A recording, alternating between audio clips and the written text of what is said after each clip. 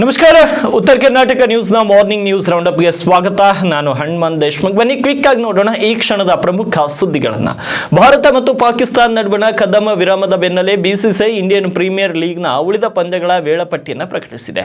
ಈ ವೇಳಾಪಟ್ಟಿಯಂತೆ May 17ರಿಂದ IPL season 18ಕ್ಕೆ ಮತ್ತೆ ಚಾಲನೆ ದೊರೆಯಲಿದೆ.